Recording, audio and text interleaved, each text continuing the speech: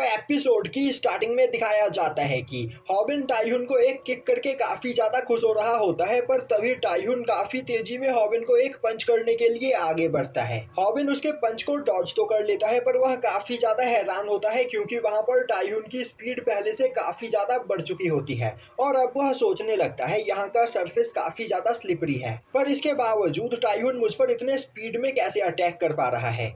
कहीं इसने भी तो यहाँ पर वाटर शूज नहीं पहन रखे हैं।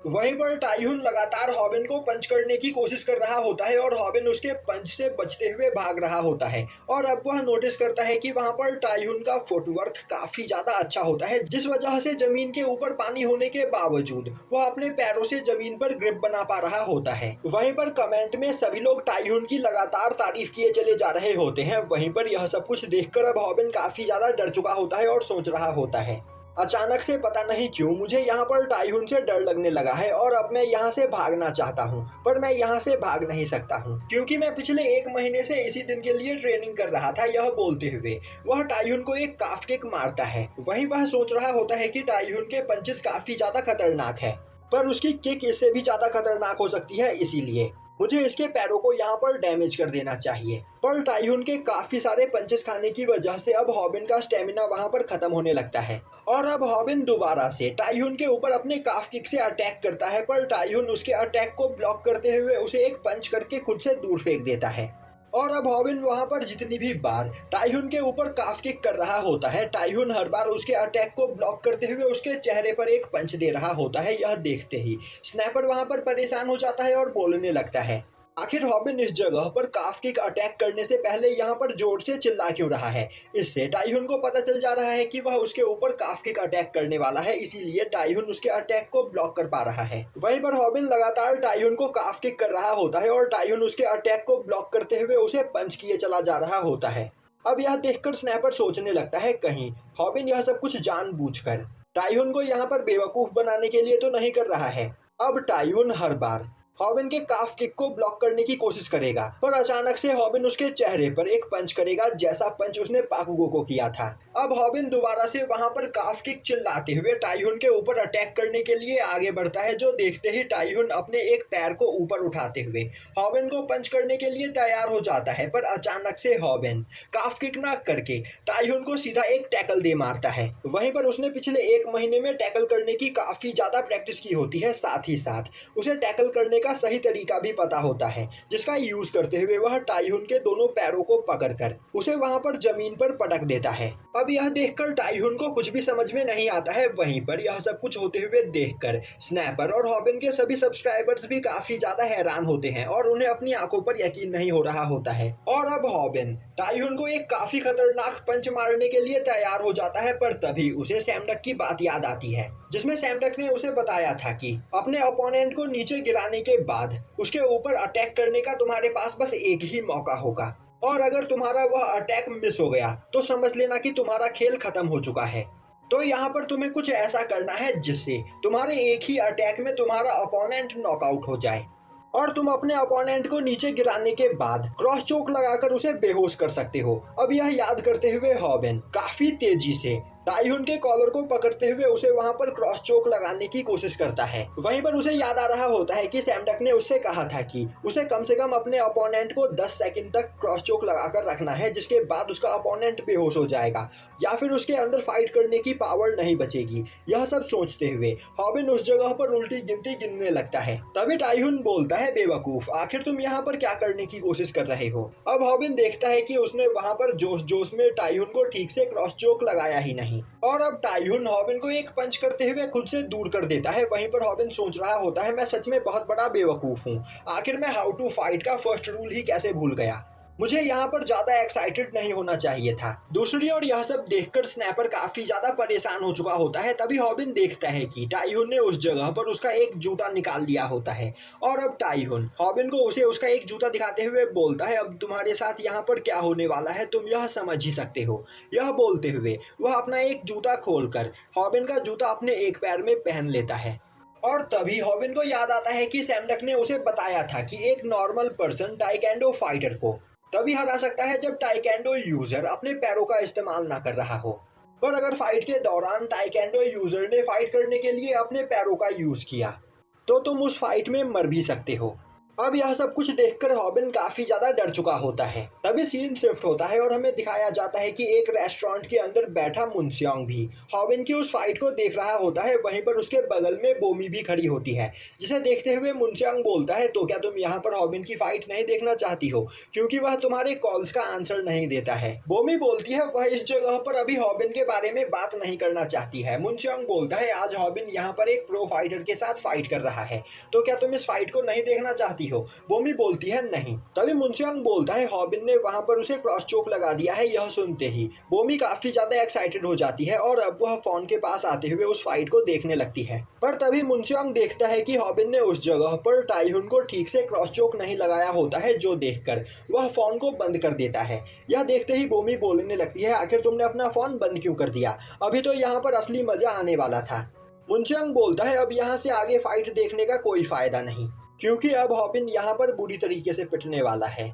दूसरी ओर हॉबिन का दिमाग काम करना बंद कर चुका होता है। वहीं पर वह सोच रहा होता है कि मैं पिछले 1 महीने से यहाँ पर टाइहुन को हराने के लिए मेहनत कर रहा था, पर अब यहाँ पर मेरी पूरी मेहनत बेकार हो चुकी है। दूसरी ओर टाइहुन हॉबिन के जूते को पहनकर वहाँ पर जमीन पर ग्रिप बनाने की कोशिश कर रहा होता है। वहीं पर यह सब कुछ देखकर स्नैपर हॉबिन को चिल्लाते हुए होश में लाने की कोशिश कर रहा होता है, पर हॉबिन बिल्कुल सुन एक जगह पर आराम से बैठा हुआ होता है। यह देखते ही स्नैपर चिल्लाते हुए बोलता है हॉबिन क्या तुम भूल गए, आखिर तुमने कितनी ज्यादा मेहनत करने के बाद इस यूट्यूब चैनल को यहाँ पर बनाया है, तो क्या तुम इतनी आसानी से इस यूट्यूब चैनल को किसी और के हाथों में जाने दोगे। अब यह सुनते ही हॉबिन होश में आता है और अब वह उठकर खड़ा होता है और टाइहुन को देखकर सोचने लगता है मास्टर सैमडक ने मुझे बताया था कि टाइकेंडो यूजर अगर फाइट करने के लिए अपने दोनों पैरों का यूज करे तो वह काफी ज्यादा खतरनाक हो सकता है, पर यहाँ पर इस वक्त टाइहुन बस अपने एक ही पैर का यूज कर सकता है, क्योंकि उसने बस अपने राइट लेग के अंदर मेरा वाटर शूज पहन रखा है, जिस वजह से वह मेरे ऊपर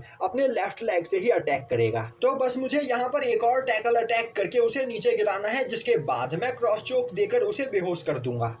अब वह यह सब कुछ सोच ही रहा होता है कि तभी टाइहुन अपना पैर उठाते हुए हॉबिन के चेहरे के पास ले आता है और अब हॉबिन देखता है कि टाइहुन के पैर वहां पर बहुत ही ज्यादा लंबे होते हैं, जिस वजह से वह काफी दूर से ही हॉबिन के ऊपर अटैक करके उसे घायल कर सकता है। और उसी वक्त टाइहुन एक किक करते हुए हॉबिन को दूर फेंक देता है। अब उस किक से हॉबिन की सांस रुक जाती है और अब वह अनकॉन्शियस होने लगता है, पर इसके बावजूद वह आगे बढ़ते हुए टाइहुन को पंच करने की कोशिश करता है, पर टाइहुन दोबारा से उसे एक किक करते हुए खुद से दूर कर देता है।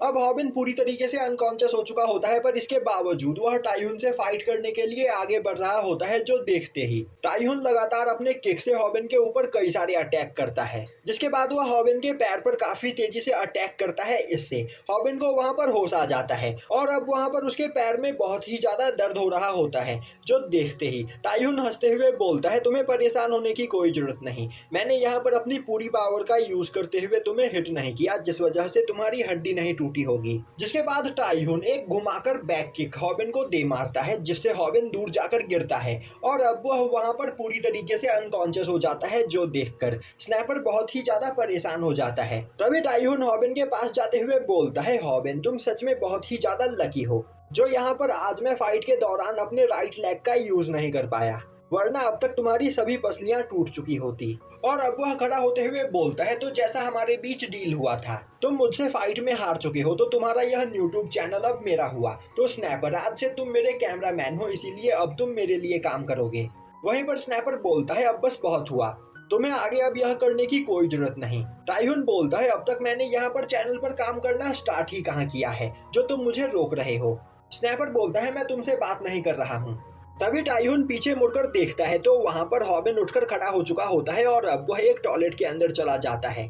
वहीं पर वह टाइहुन को देखते हुए बोल रहा होता है मैंने जितना सोचा था टाइकेंडो उतना भी ज्यादा खतरनाक नहीं, और अब तक मैं यह फाइट नहीं हारा हूँ। वहीं वह सोच रहा होता है मैंने अपने एब्स और कोर मसल्स को ट्रेन किया था, जिस वजह से मैं टाइहुन का बैक किक खाने के बाद भी यहाँ पर अभी खड़ा हो पा रहा हूँ, वरना स्नैपर की ही तरह मेरी भी पसलियां टूट चुकी होती। अब वहाँ पर हॉबिन को देखते ही उसके सभी सब्सक्राइबर्स काफी ज्यादा एक्साइटेड हो जाते हैं और कमेंट सेशन में उसे चीयर करने लगते हैं।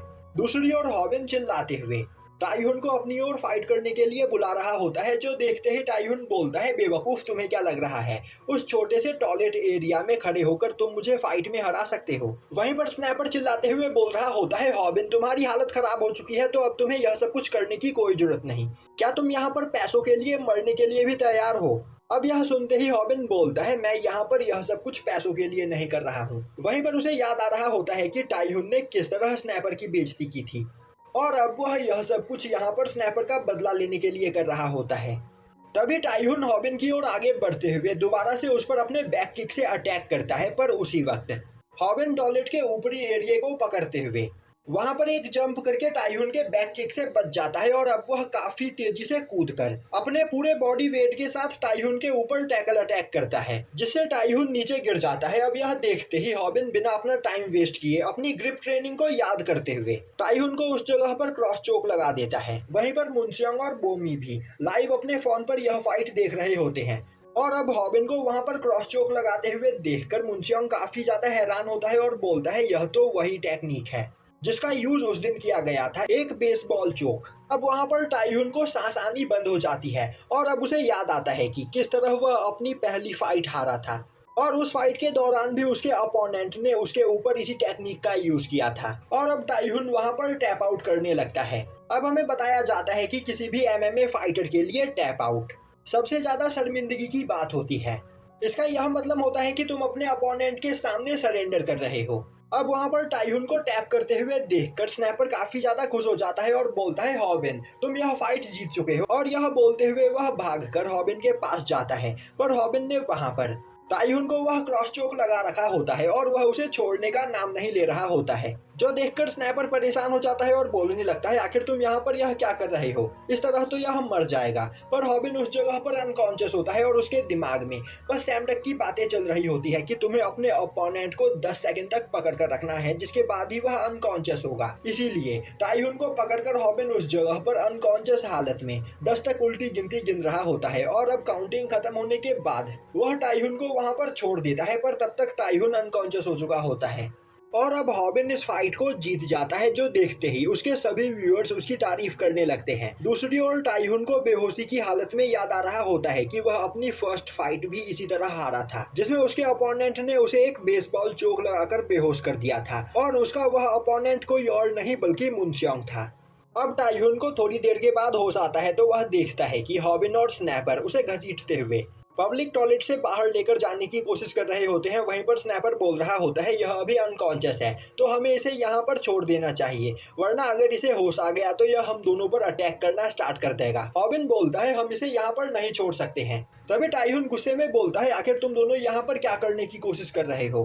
अब टाइहुन को देखते ही वह दोनों काफी ज्यादा डर जाते हैं। तभी टाइहुन गुस्से में हॉबिन का गला पकड़ते हुए बोलता है, आखिर तुम खुद को समझते क्या हो, क्या तुम्हें यहाँ पर मरने से डर नहीं लगता है। हॉबिन बोलता है, मैं बस यहाँ पर तुम्हारी मदद करने की कोशिश कर रहा था क्योंकि तुम्हारी हालत देखकर मैं परेशान हो गया था। और अब वो अपने पास से निकालकर टाइहुन की रिस्ट वॉच उसे देते हुए बोलता है, तुम इसे हमेशा अपने पास रखते हो, इससे मैं यह समझ सकता हूँ कि यह चीज तुम्हारे लिए बहुत ही ज्यादा कीमती है, इसीलिए मैंने इसे अपने पास संभाल कर रखा था। अब यह सुनते ही टाइहुन हॉबिन को छोड़ देता है और बोलता है, मैं तुमसे फाइट में हार गया, इसीलिए अब हमारी डील के हिसाब से तुम्हारे यूट्यूब चैनल से मेरा अब कुछ भी लेना देना नहीं है। पर मैं तुम्हें एक बात बताना चाहता हूँ, अगर आज के बाद तुम मुझे दिखाई दिए तो मैं तुम्हें जिंदा नहीं छोड़ूंगा। यह बोलते हुए टाइहुन वहाँ से चला जाता है।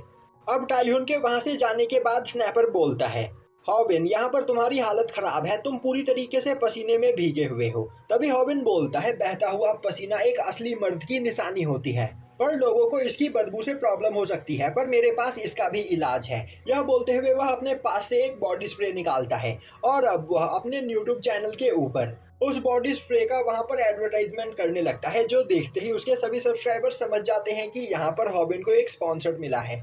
और अब अपना स्पॉन्सर करने के बाद वह अपनी वीडियो को वहीं पर बंद कर देते हैं। अब हमें दिखाया जाता है कि रात में अपने घर में बैठी ग्यूल उनके उस वीडियो को वहां पर एडिट कर रही होती है। वहीं पर वह उस वीडियो को एडिट करते हुए सोच रही होती है, फाइट के बीच में वह हॉबिन की हालत देखकर बहुत ही ज्यादा परेशान हो गई थी, पर अंत में सब कुछ ठीक हो गया। तब हॉबिन हमें बताता है कि ग्यूल ने उस वीडियो को इतने अच्छे तरीके से एडिट किया कि एक दिन के अंदर ही उस वीडियो के ऊपर 3 मिलियन से ज्यादा व्यूज आ गए। और अब उस वीडियो के बाद हॉबिन के चैनल के ऊपर 1,90,000 सब्सक्राइबर्स हो जाते हैं, जो देखकर वह बहुत ही ज़्यादा खुश होता है और अपने सभी सब्सक्राइबर्स को वहां पर अपने अंदाज में थैंक्स करता है। वहीं पर हॉबिन बहुत ही ज़्यादा खुश होता है और अपनी सक्सेस को एंजॉय कर रहा होता है, पर वह इस बात से बेखबर होता है कि आने वाले टाइम में उसके लिए प्रॉब्लम्स और भी ज़्यादा बढ़ने वाली है। और यहीं पर यह एपिसोड खत्म हो जाता है।